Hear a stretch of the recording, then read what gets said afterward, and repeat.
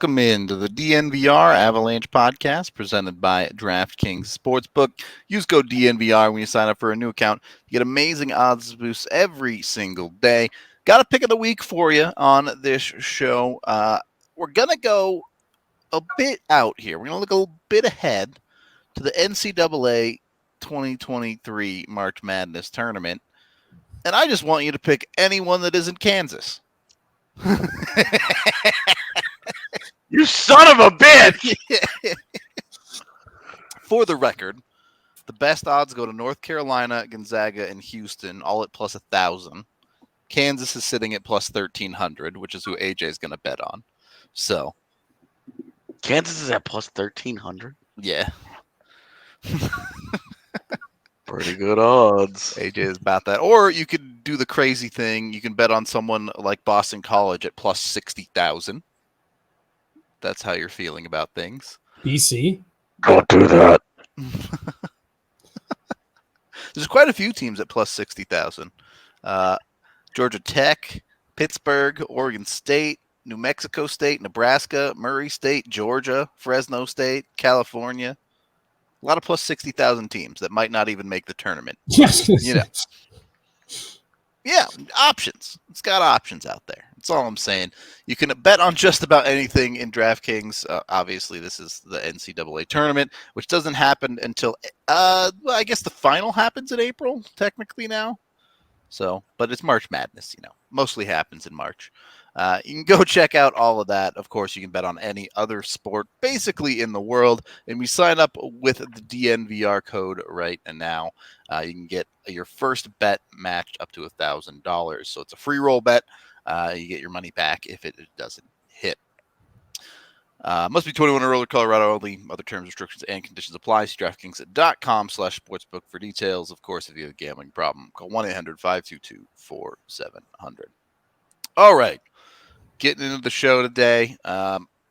Pre-recorded here because I'm on vacation, so sucks to be these other people who are still working right now. I'm also on vacation. Dan, this is crazy. We get to do this while we're on vacation. All on vacation on Friday because we're doing this today. I guess that's technically true. So I don't know about Megan, but I already made Friday plans. I'm going to the fucking movies. What's up, Top Gun? I'm finally getting to see your ass. But this topic came up the other day this week, and we wanted to talk about top 5 players, I presume, in the NHL. I guess I won't knock you if you put a KHL player in your top 5. I'd just be very surprised. But you could. No one's going to stop you from doing that. Anyway, we all came with our top 5 players lists, and we wanted to compare, contrast, make some arguments for our guys on our lists. So the real catalyst for this was I called Nathan MacKinnon a top 10 player the other day. A bona fide top 10 player. I think that's an important designation. I got a DM saying, "What's up with that? Isn't he more like top 5?"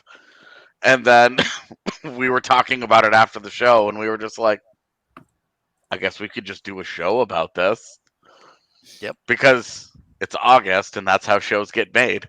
Anything that sparks more than 2 minutes of hockey conversation, we pump the brakes and go, whoa. Let's turn this into a show.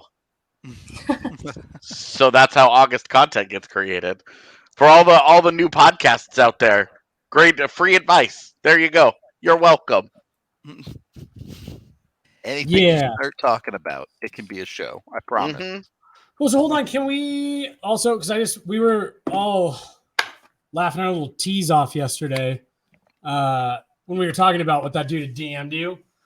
And he was like, "Oh, how can you say he's top 5? He's easily how can you say he's top 10? He's easily top 5 or top 3, which also fall in the top 10." Correct. Those are also in the top 10. But yeah, no hate to a dude that's gonna send us a DM that's gonna turn into an entire show. So that guy ultimately, shout out that guy, he wins because his idea has spawned the entire pod for today. Count your W's on that front for sure. Absolutely. The one place that I'm expecting no arguments from anyone on this show McDavid at 1. Nope. AJ's not sure. I'm fully prepared for Jesse to put Makar at 1. Yeah, I did. See? Okay.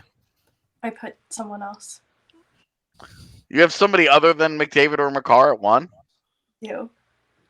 It's just Durkin. Nobody said no goalies. Ooh. Okay. Fair enough. Fair enough. You actually, I have to revisit my list now. Holy shit. Same. I didn't even think about it. I don't think of goalies as people, so it never occurred to me. And usually in these lists, goalies are excluded for a reason, but nobody said it, so I did it. All right. Does he deserve to be number 1, though? I'll say, should we start there? I could give my case. It's obviously open for discussion. Before you do that, here's the one thing I will say. To keep in mind, with at least for me, this list can change like multiple times over the course of a season. Like who the best player on earth is at the time. But yeah, no, I don't see any reason. I'm very anxious to hear Megan's argument because I totally see why you'd put him there. It's not a demerit on McDavid. He made my list as well, and Makar as well too. So it's just kind of a combination of different reasons. But since he was 17, he's been such a competitor in the KHL, in international tournaments, and we've seen at the AHL and recently at the NHL level. His sustained dominance is hard to come by for this position, and I'm continually impressed by him and his ability to change the course of a game single-handedly. And for me, it comes down to what he means for his position, and being a cut above the rest as a goaltender, I think is such a standout quality in a player overall.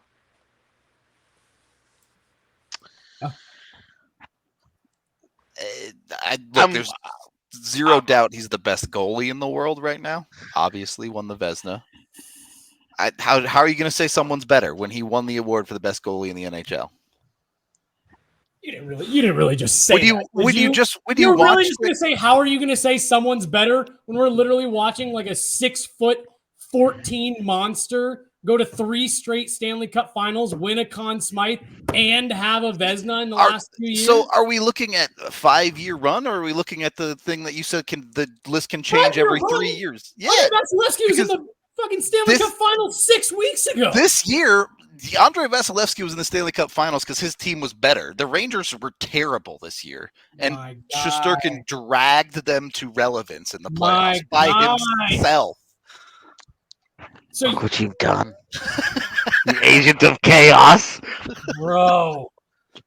I do not today. I don't believe that Vasilevsky is the better goalie. If you're looking at their careers, obviously Vasilevsky is better. My biggest issue is you said that it's no doubt. I don't think there's any doubt. The dude won the Vezina with a .935 save percentage. And Roman Josi almost won the Norris. Is it no doubt he's the best defenseman? No, but those are two different conversations. Oh, no doubt, this guy says. I love what we've done here. I actually went from really liking your pick of Shesterkin to. So Jesse's top 5 is now 5 goaltenders. Oh, the change I was making was actually adding Vasilevsky to mine. I had to figure out where he fit. He's incredible too. It's a good. What I like about the Shesterkin pick is that it's just a different approach. Yeah. Because you're saying history schmistry. Igor Shesterkin just had one of the greatest regular seasons from a goaltender that we've ever seen. And then followed it up with an awesome postseason run. And so you're just like, okay, well, fight me. And for some reason, those two took fight me and decided to fight each other. I know. I came out of that pretty hard. Yeah, right. Got it was the words, no doubt that just I almost had to walk off this show. I mean, again, how are we defining the list? Are we talking greatest goaltenders currently active? Are we talking about greatest goaltenders ever? Because if it's ever, like, obviously Shesterkin's not even close. If it's currently active, or if we're taking their entire careers, obviously Vasilevsky is better. But if we're talking right now, today, I'm just gonna say, if we're considering careers, I don't know that Shesterkin is even top 3. I agree, because his career isn't long enough. Like, because there's a guy named Connor Hellebuck that exists who's also really, really, really good. It's two different conversations. But if we're talking today, right now, not looking at history, who's the best goaltender right now, and arguably the best player in the world, I think it's Shesterkin. I think the slight edge goes to Shesterkin, but I don't know. I mean, in the head-to-head Eastern Conference Final, Vasilevsky just outplayed him. Like, they were both unreal. They were both fantastic. What are you making that face for? He won. He won, sure, but also the Rangers are terrible. They were up 2-0. They were up 2-0, and then they just stopped scoring. They were up 2-0 because Vasilevsky played 2 terrible hockey games. Like, and then he won 4 straight. Oh my gosh! Just out of curiosity, since we're kind of in this room, but anybody actually know what the like what their numbers were in that series? Off the top of my head, no. No. All right, I'll do the work real quick. Hold on. Okay, I didn't know if you had it in front of you, and you're like, No. I was actually just asking. Okay, so Vasi had a .919 save percentage in that series. Wow, this made my list so much harder. I thought I was. We all had this plan going into the show, Yeah. and Megan just dropped the bomb on it. Megan, 4.5 minutes in, just like completely shattered everything I thought I knew. For the record, Vasilevsky in the last 4 games of that series had a .955 save percentage. It's wonderful. Okay. But no, you're right. His team was just too good. It had nothing to do with him. I'm not saying Vasilevsky isn't great. He would be number 2, right behind Shesterkin, on best goaltender in the world today. And then in the Tampa Bay series, Shesterkin had a .933 for the whole thing. Yeah, it's pretty good, man. It's almost as good as Vasilevsky's, some might say. Better, probably better for the whole series. Yeah. It is better. Yeah, it was .933 to .919 for the entire series. The last 4 games of the series, Vasilevsky, I said he was a .950 something. Shesterkin was a .928. Yeah, very good. I don't have an issue with him on Megan's list. It was the words "no doubt." I don't think there's any doubt if we're talking about today. I don't think there's any doubt. Rudo is a man with hockey beliefs of true conviction. He has no doubts about any of them. No room of doubt. Okay. Megan, has Jesse made you rethink Igor at all, or are you confident still? I have to have no doubt too. I have to be a woman of conviction, so I'm locking it in. So I like the pick. I like the pick a lot at 1. Well, and if he goes on to be the greatest goaltender of all time, Megan called her shot. Yeah, I was gonna say. Does he even need to be the greatest goaltender of all time? Like, if he drops another .930 this coming season, what does Vasi do? Yeah, Vasi drops a .930, dude. He looks like Vasi, yeah. How old is Shesterkin? He's 26. Yeah. I don't. Again, for me, the thing with Vasilevsky is, like, as unbelievable as Igor Shesterkin was this year, and he was great. He was great. He had a great season. Very, very much deserving of the Vezina. My thing with Vasilevsky is just it's year after year after year after year. What is it now? 4 Cup finals for Vasilevsky. 5 Eastern Conference Finals. Great goaltender. Again, if we're looking at their entire career, Vasilevsky is obviously better. Shesterkin doesn't have the track record. There's no doubt on that side. I just want to hear you say that, because I was like, felt like Mugatu. I felt like I was taking crazy pills for a minute. If you're looking at entire career, yeah, it's not close. Shesterkin doesn't have the track record, but for the record, Vasi wasn't like a big part of their 2015. But was he the goalie? No, or was that still? He was still the backup. Okay, all right, yeah. Also, Vasi has never posted a 930 year. Just saying. He did in a playoff run. He did in a playoff run, but never in the regular season. I'm just saying, in a playoff run where he had 5 shutouts and won the Conn Smythe. Yeah, and that season he was clearly the best goaltender in the world, no doubt. Just saying, man. Okay. I would just like to point out that Vasi has also finished top 5 in Vezina voting for the last 5 years. It's yeah, pretty strong. Yeah, he's been a finalist 4 of those 5 times. This most recent year was actually his worst, with a 5th place finish. There's probably a decent argument already for Vasi being a top 5 goaltender of all time. I don't think so. No, really, no, really, not yet. Who do you have in front? You guys got to remember how good some of those track records are from some of the all-time greats, the Waz and the Haseks, and Wahasek ahead of him for sure.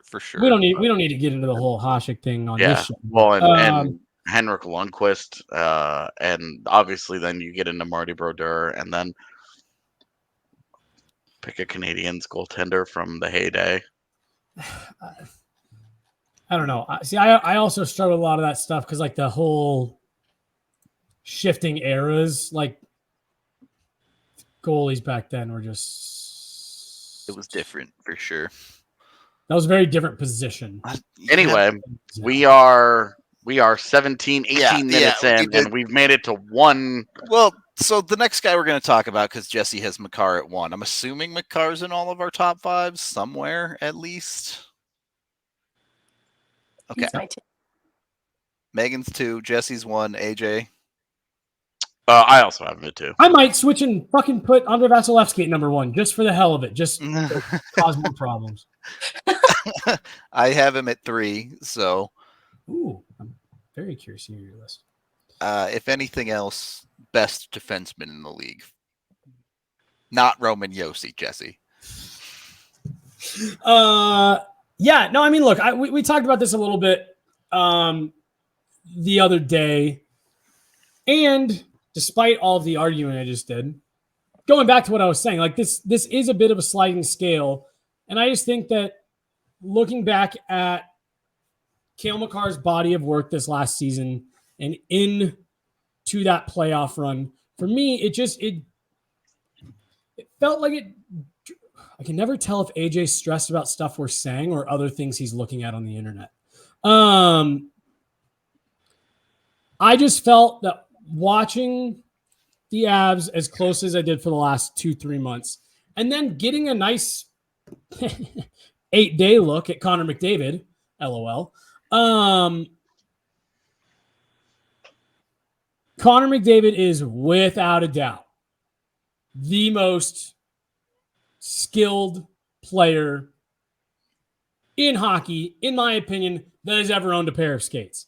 I've never seen anyone as skilled and talented as Connor McDavid is. The way he skates, I mean, it's borderline unbelievable. Like, it looks like his skates aren't even touching the ice.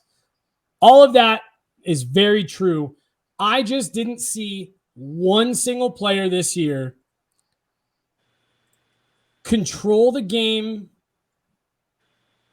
all 200 feet the way that Cale Makar did. And to me, the reason I have Makar over McDavid right now, I just don't think, if you take away the point production from both guys, put them at 0 points, Cale Makar has a bigger impact on the game away from the production.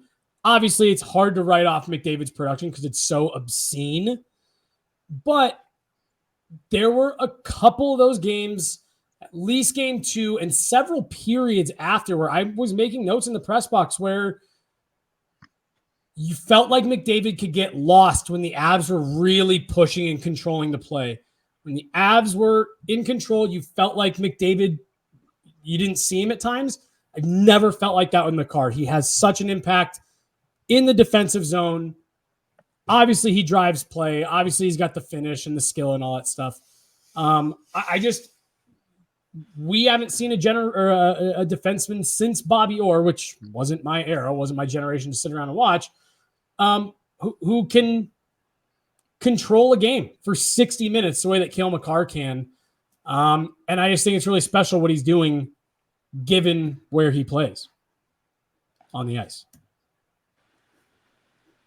Yeah, I mean, I don't think anyone on this podcast would argue that Makar isn't a generational talent at that position. There's definitely a truly special player, and AJ and I have talked about this before. We both believe that kid has a 100-point season in his career somewhere. So when he has that season, I'll say he's number one, the best player in the world. So yeah. There'll be yet another shot called on this exact podcast. And I know the projection for him, it's a little early in his career, but I think he's going to redefine this position generationally. And he already is.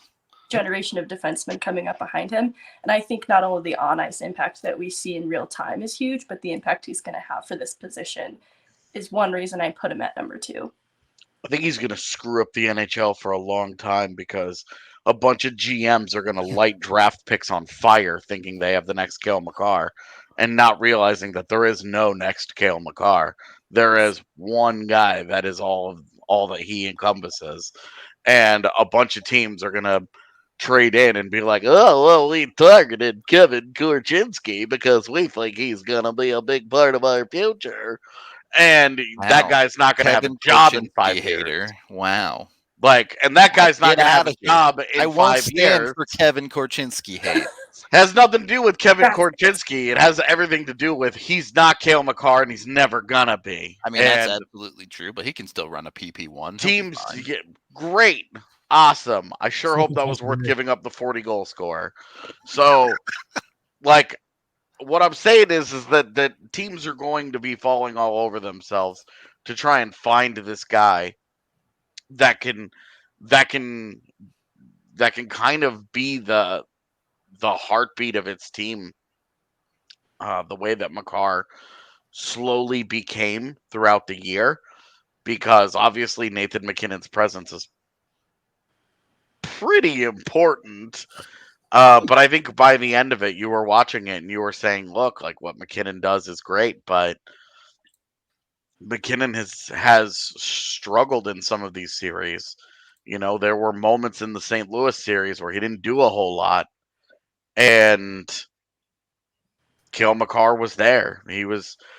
I would also say that there were games where Cale Makar didn't do a whole lot and picked up points. Yeah. Where his defensive impact outshined his offensive impact. And in the one series where the Oilers really, really needed Connor McDavid to do something extraordinary, even for him, even for a guy with his expectations, it was the Colorado series. And offensively, I think he gave him everything that you could want. He had, 9 points in that series? You're not looking at Colorado like, oh, Colorado swallowed up Connor McDavid. Shut that guy down. They just survived him. And I think that's why I still have him above Cale Makar, is because Connor McDavid on almost entirely on his own. I know he's got a pretty good goddamn running mate in Leon Draisaitl, but almost on his own is a guy that other teams have to survive. And when you talk about dictating how games get played, teams, when they're on offense, when they have the puck, teams have to be extremely cognizant of every decision that they make with the puck high in their zone. Because if they make a mistake with it, Connor McDavid is going the other way, and he's force-feeding that puck into the back of the net.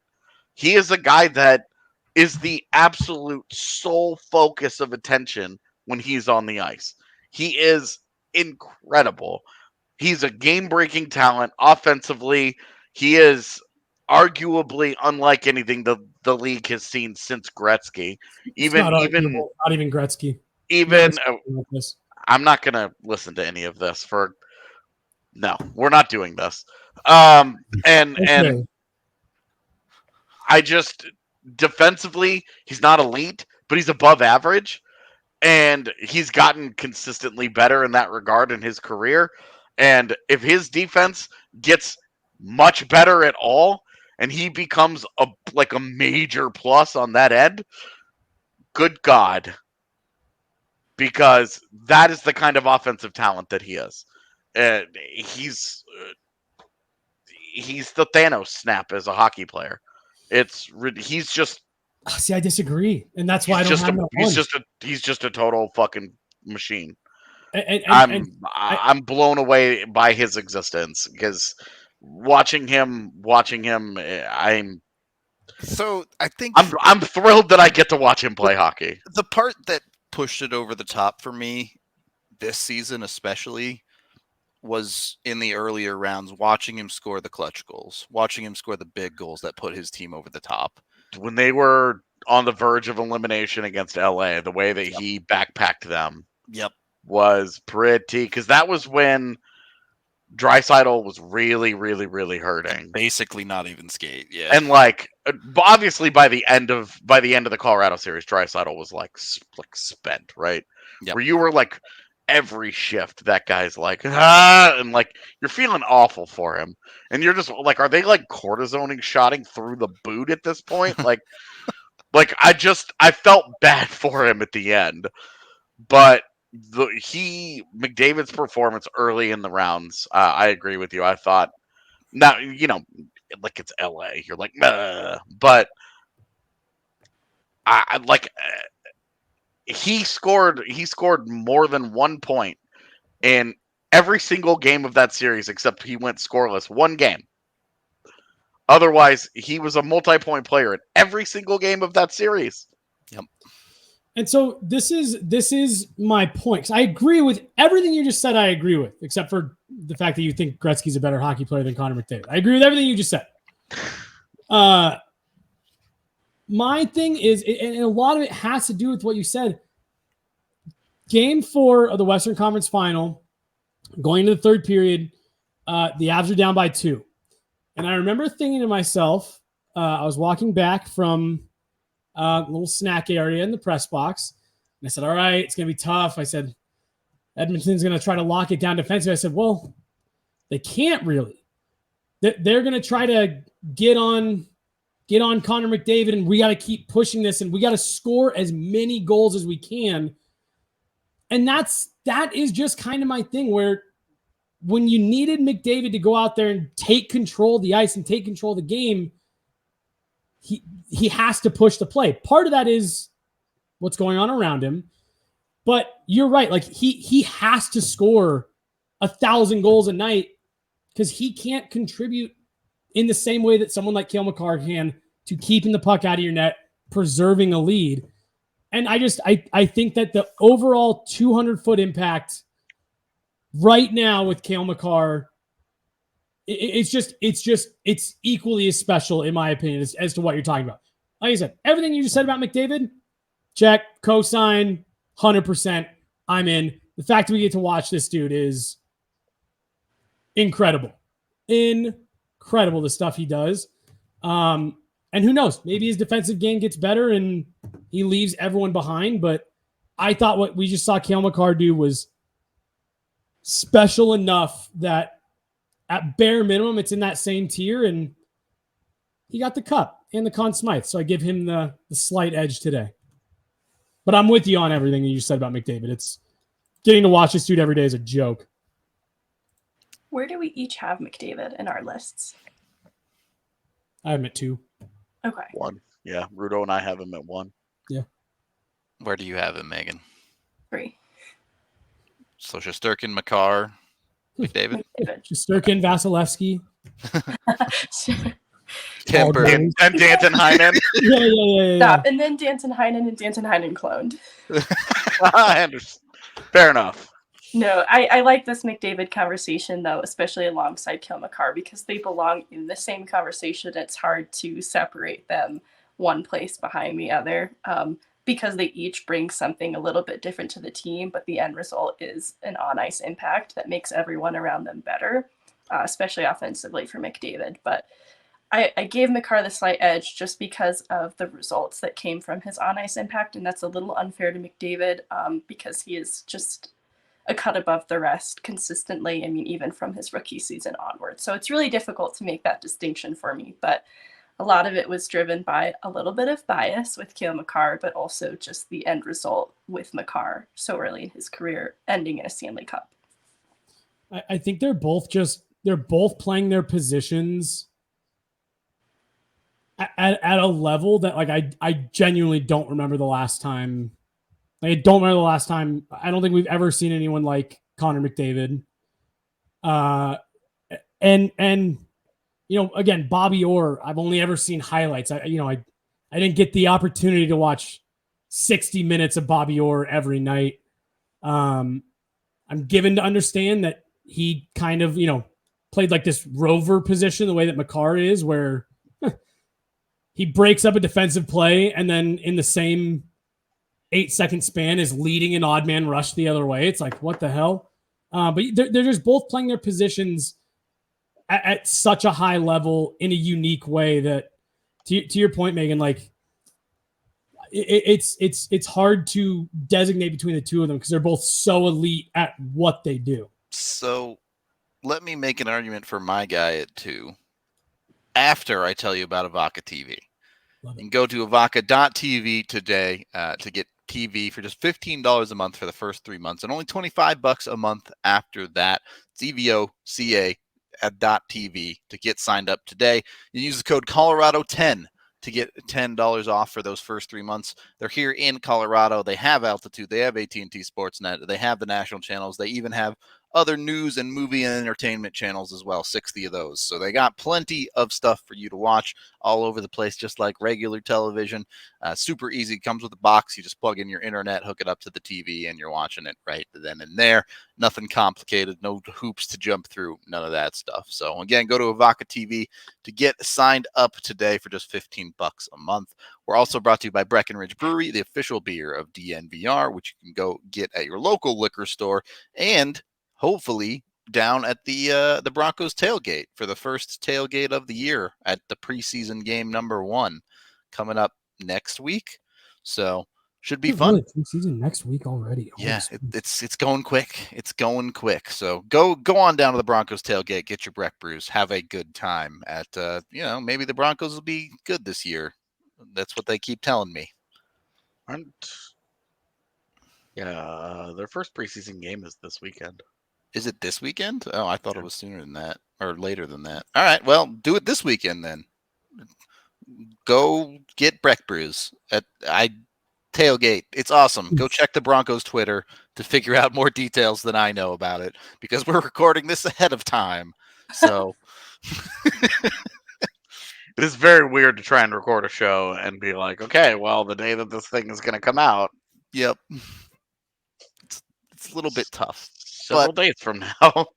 I'm going to ask you in the most low-stakes environment possible. This is a non-live Avs show. I was just talking to my barber about this before the show. Do you think the Broncos make the playoffs this year? And it's a tough question because of the division. There's a bunch of factors that go into it. I think it's no because of the division. Yeah. And I think that they're just too thin. But I think they're going to be a lot more worth 3 hours every week than they have been in a long time. Well, that's what, me and him we were talking about it, and we were saying like brand new coaching staff, brand new quarterback. You're in a really tough division. You can still have a good season and improve and miss the playoffs, and I think that's a possibility. Okay. Yeah, definitely a possibility, man. It would surprise I don't think anybody if they made it. So no, definitely not. My number 2 is Austin Matthews. And I do think there's a real good argument to put Cale Makar in front of him. But again, clearly I took a little bit more of a today, right now, recency, who is the best player. And 3. Austin Matthews put up 60 goals this year. It's something that in the post-lockout era has only been done 2 other times ever. OV and Stamkos? Correct. So he truly, truly had an incredibly special season on the forward side of the puck. just did something that literally doesn't happen. It's been a decade since the last time someone put up a 60-goal season. And that's not to take anything away from the season Makar had, but we've seen over the past 5, 6, 7 years, a handful of other defensemen put up a point-per-game season. Makar didn't even lead defensemen in scoring this year. Roman Josi did. And I think there's an argument to be made that maybe I'm not giving Makar enough credit on the defensive side of the puck by putting Matthews ahead of him. Makar is very, very good there. And I think especially before this playoff run, a lot of non-Colorado people did underrate him there. But watching Austin Matthews, he has that it factor of a forward where, it's like Joe Sakic. That dude could be anywhere in the offensive zone and rip a puck, and everyone's just like, "Yep, that's going in the net." So, I put him at 2 because of the 60 goals. If you gave me another couple years of time frame, I think Makar is probably ahead. But right now, I'm giving it to Matthews. He's my 3 because if you go and you look at the analytics on him and you see that he has elite defensive impacts. You get this is a guy, he's 100, he's coming off a 100-point season, he's coming off a 60-goal season, and he's getting the job done in his own end. What's the problem here? Like, what are we talking about? Can't win a game. So, yeah, I mean, this is where how much of this is Austin Matthews, how much of this is the team around him, how much do you hold it against an individual player? I mean, he has 9 points in 7 games against the Tampa Bay Lightning this year. Yeah. He scored 4 goals in 7 games. Like, the guy, I just don't know what more you're really saying about him. I mean, he had 1 game where he didn't register any points. Otherwise, he scored at least a point in every game. Genuinely. Like, the postseason conversation, it's hard because we elevate and denigrate player status based on team accomplishment so much. I mean, go back to the conversation that we just had about Vasilevsky and Shesterkin, and Shesterkin has a shitty team in front of him, and Vasilevsky's on a 2-time Cup champ. Some of that stuff gets elevated a little bit because teams that are successful, and every single Avalanche player just got elevated a little bit. Like, if Gabe Landeskog has 2 or 3 more point per game seasons to start his 30s, we're going to start having a low-key Hall of Fame level of conversation about that guy. If the points start to catch up with all the other intangibles, and then the Avs win 2 more cups while he's captain, you're looking at a Jonathan Taves-like situation where you're like, he's the captain of 3 cup teams, so anyway. With Austin, the point being, with Austin Matthews, it's really hard to separate the team stuff and the individual stuff. They're all sort of tied together in some fashion. But I do think that Austin Matthews has proven to me. I have him as the third on my list. I think he's incredible. I think that he is this generation's great goal scorer. I think that he's. I don't know where he ends. I don't know how long he plays or where he ends up finishing or whatever. But Arizona. I just think that, I mean, on like the goal scoring list, like does he play 10 years? Does he play 18 years? Does he push the Gretzky Ovechkin threshold for goal scoring, or does he end up more like Joe Sakic? Oh no, not that. Like 600 goals. Oh, what a bum. Like, where does that ultimately end up? I think we're gonna look back at him, and I think he's got a really good chance to be to be the greatest American player ever.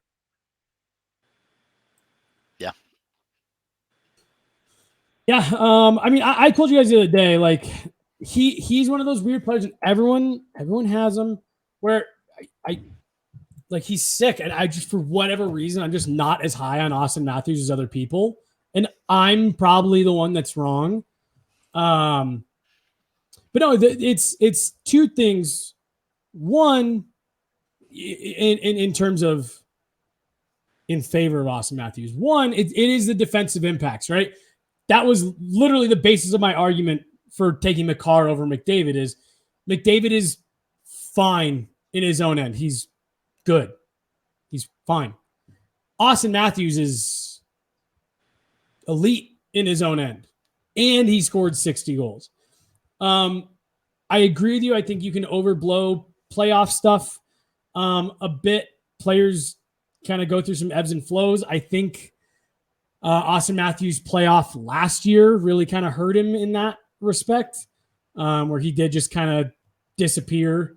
Yeah, I mean, one goal against Montreal in a series they fucking blew. It's very different than 9 points in 7 games against Tampa Bay in what was a knife fight of a series. Yeah. Like, those are way different. A year ago, I probably would have had Matthews lower for all those same reasons, including postseason. But this year, you're talking about the ebb and flow. He flowed. Like, last year was the ebb, this year was the flow. Yeah. So. Yeah, no. Then my other thing with him too is that you can't teach anyone. Dude's 6'3", 220. Like, he's just also a monster out there. Makes him hard to hit. You know, he's Val, but Val Nichushkin meets Alex Ovechkin type thing, where it's just like, dude starts going to the net. I'm not stepping in front of him. You can't teach that to anybody. All right. Did you have him on your list, Jesse? I did, but I had him much, much lower than 2. Where did you have him? I had him at 4. And that was only because I had to make some changes and add in Vasilevsky at 5. Did you have him at all, Megan? I did at 5th, but I also strongly considered putting Kucherov there. So I feel like I'm really on a different side of this conversation. But I think some of how I assess player and the projection for their career is off-ice character, and I don't love Austin Matthews. I think I could grow to love him because he is just an electric, natural-born goal scorer. I mean, he's so deceptive, too. There's so many things that I like about the way that he plays. Wait, what don't you like about him as a person? And I'm being totally dead serious. It was the security guard incident. Oh, okay, yeah. I love it. And it's not like people cannot grow. There's a redemption arc, especially for this story with Austin Matthews, that is possible there. But that does affect my judgment of players a lot of the time. And so I didn't love that story, and I think that's why he fell so far on my list. But I have in my notes that he's going to be in this top 5 for years to come, my personal top 5. Like, I cannot count him out of this contention altogether, but I think that's what it comes down to. All right. Megan, I think only 4 is left on your list now. It's MacKinnon. Okay.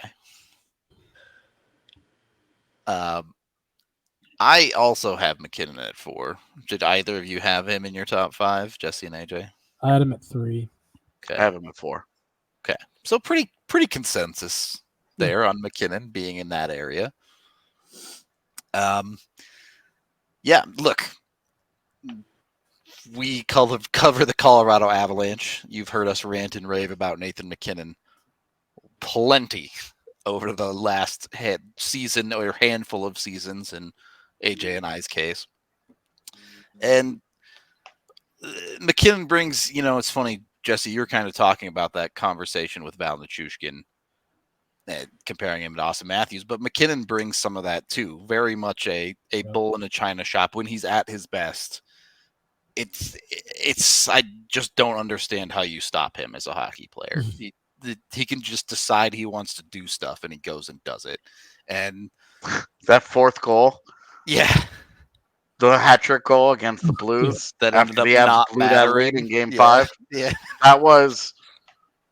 I'll always be mad because that should be an all-timer. That should have been Nate's moment. Yep, Should have been Nate's moment.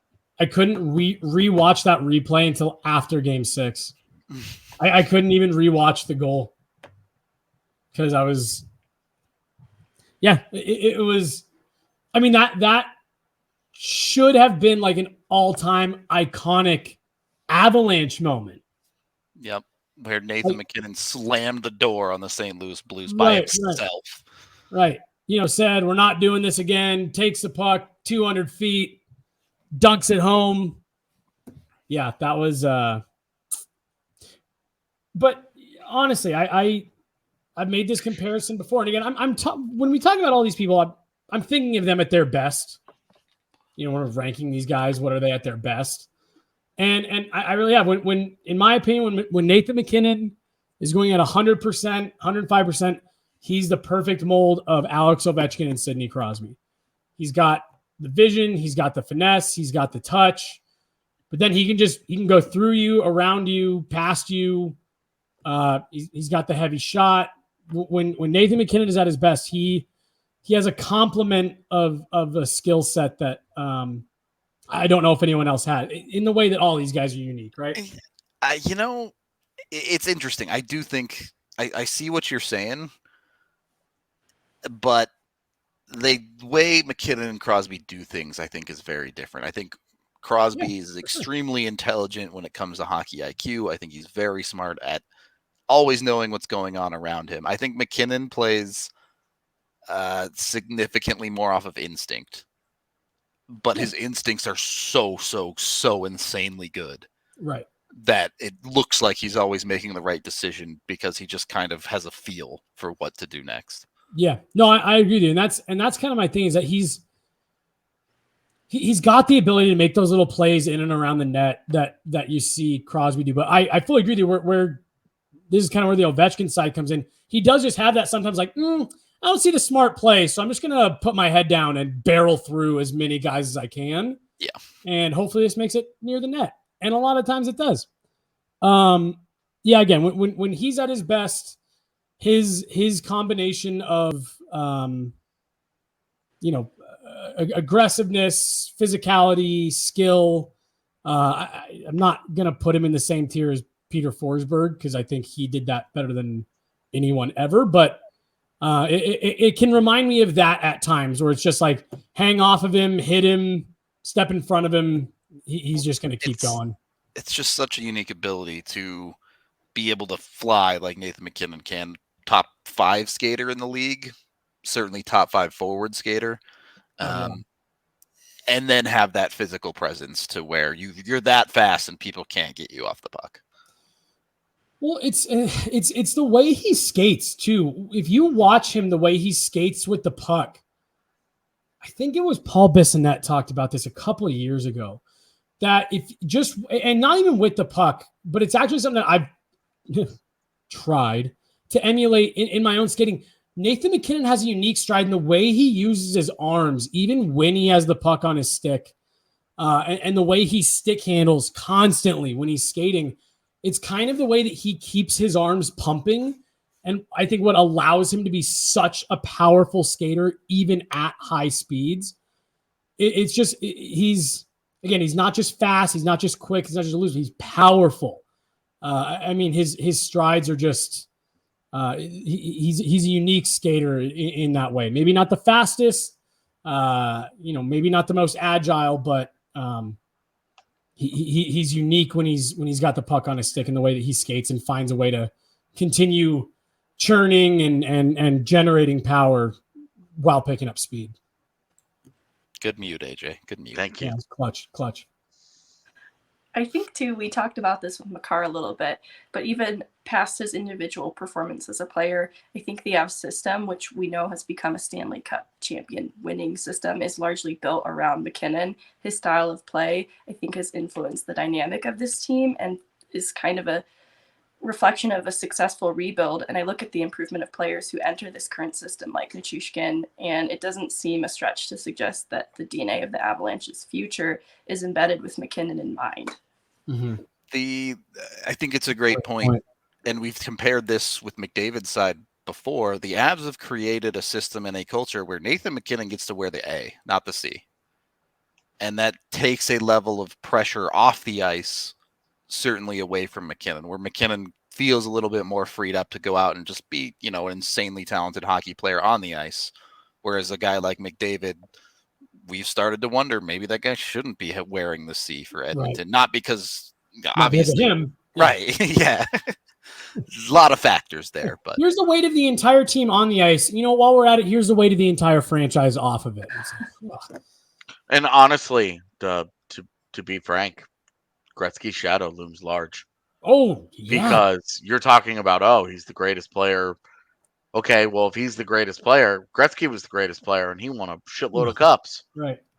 Like, he ended a dynasty to start his own. Dude, what's McDavid gonna do? Because right now, all McDavid has been is roadkill for other players' greatness. AJ, that's a phenomenal thing to point out. The Edmonton Oilers media room, they call it the Hall of Fame room.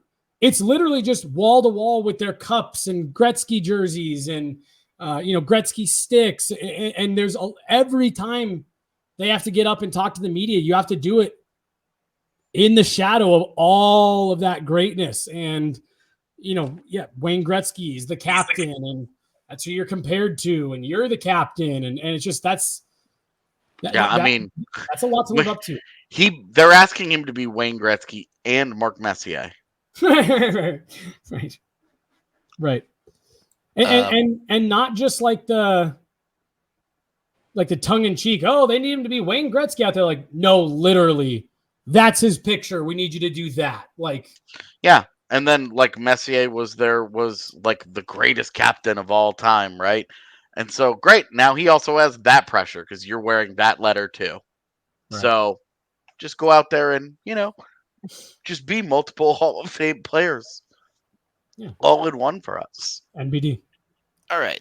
Jesse, you had Vasi at 5? Yeah, I had Crosby, but then when I remembered that goalies existed, they're not Vasi. People, bro. But I had Crosby there originally, maybe a little high. This is, and I hate that I'm about to say this. It's like maybe the first bit of like nostalgia ranking that I've got is Crosby.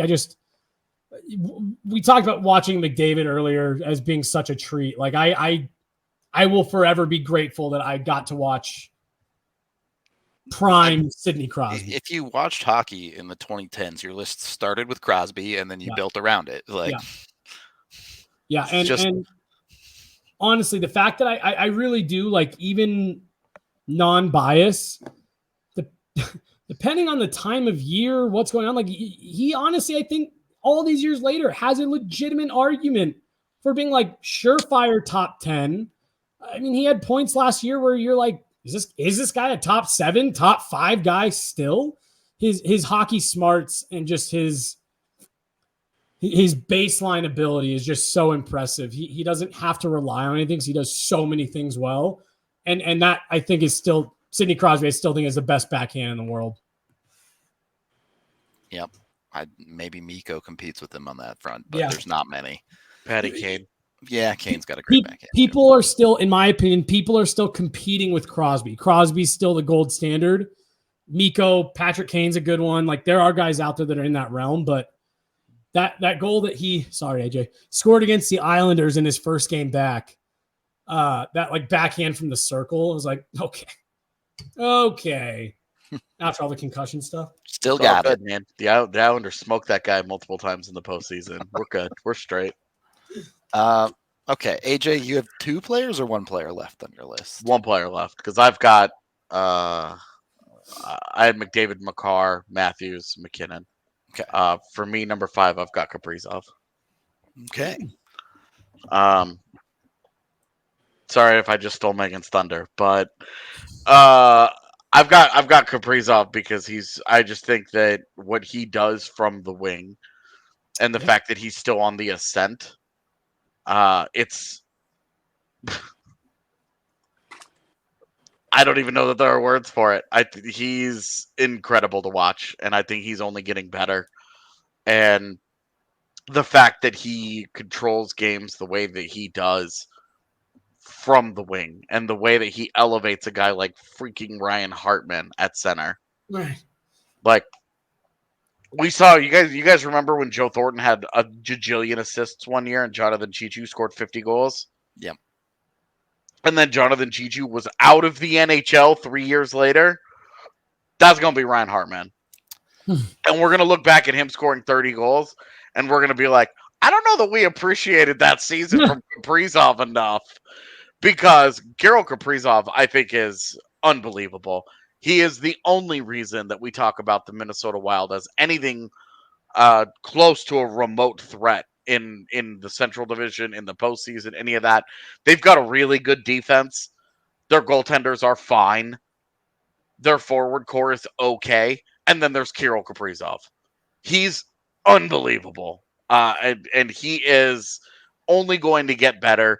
It's not like he was one of the Russian guys that came over when he was 26, and this is the heart of his prime. This is the very beginning of it. He's still only 25 years old, and he's still on the rise. I'm enamored with Kirill Kaprizov and how incredible he already is. And moving forward, since there's been, I part of my rankings will have all included a little bit of future projection as well, which is why I've got the Crosby, I've got Ovechkin, I've got Kucherov a little bit lower, because I'm expecting some just enough slippage that these guys all separate as they continue the ascent. And Kaprizov is right there. He is. I thought he should have been an MVP candidate this last year, more of an MVP candidate. Had I had a vote, he would have gotten one of my heart votes. Because he's the Minnesota Wild. He's the reason they're relevant. And again, that's like a fine hockey team, but he elevates everybody else and everything else in that organization to a different level. He's a special, special, special player. My only complaint about Kaprizov's game actually lends to exactly what you're talking about in terms of he's still getting better. There were times last year where I'd watch Wild games or just, dig through Kaprizov stuff. And there would be times where you could tell he would rely a little too much on his skating. He'd do like the 7 laps around the zone and then it wouldn't really generate anything. And you're like, okay, you could tell he's just trying to outskate everyone at that point and find a lane. And if like that is your one complaint about him, to your point, like he's getting better. He's going to figure out how to use his teammates better, how to create a little bit more ice. Where his skating is so elite that I felt like a couple times he'd get a little too caught up in it. And oh no, you're using your elite skating too much. Like, good problem to have. So for similar reasons, like honestly, I was going to say a lot of the same things about my guy at 5, but my guy is Artemi Panarin. Kaprizov, yeah, to me, the new Panarin, basically. He's the younger Artemi Panarin. Yeah, exactly. So don't have a ton other to add than that, other than Chris Kreider's not scoring 50 goals again this year, but 25 and 25 power play and regular strength or full strength. But yeah, I think Panarin is great. Very similar in Kaprizov to his ability to drive play from the wing. You're in that elite category of wingers with those two, and Patrick Kane really are the guys that in recent history have really, really been able to do that from the boards. So I do think that was in there. A couple of other guys I considered. Jonathan Huberdeau, probably not there, but if you're talking about recency like I have been for most of my list, certainly had a fantastic season. Johnny Gaudreau, anyone have him around there? I thought about it, but I'm more curious to see how he does in Columbus away from other high-end talent like Matt Tkachuk.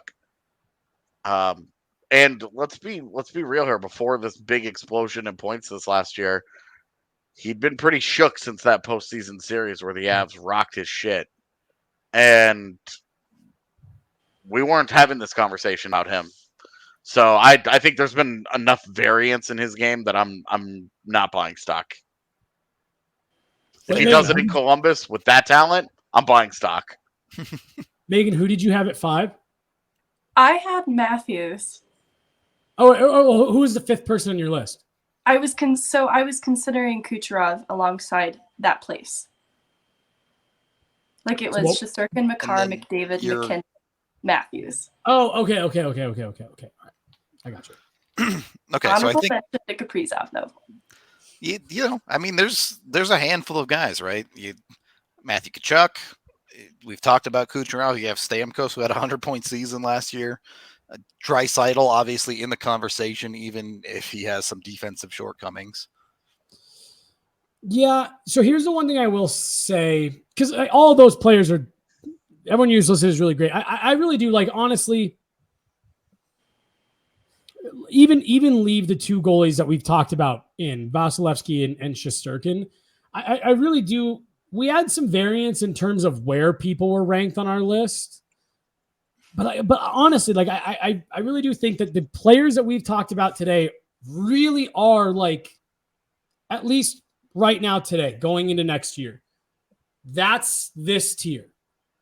And then there's a gap, small gap. And then for me, it's the Hubertos, the Tkachuks, the Gaudreaus, like all of those really, really, really good players, you know, Mikko, all of those really high-end players that, for me, a lot of the players that we talked about today, McDavid, Makar, MacKinnon, Matthews, Caprizov, the two goalies, they all impact the game in special ways. All those other players are really, really good. They're very productive. They're very good at what they do. They just don't have the same impact on the game, in my opinion. So I think all those players are right in there, but in that next tier of greatness. Okay. Well, I hate to cut us short, but we do have to go record another show that you've already seen. So we're going to get out of here for your Friday. Hope you all have a wonderful weekend. And at least these three will be talking to you again on Monday.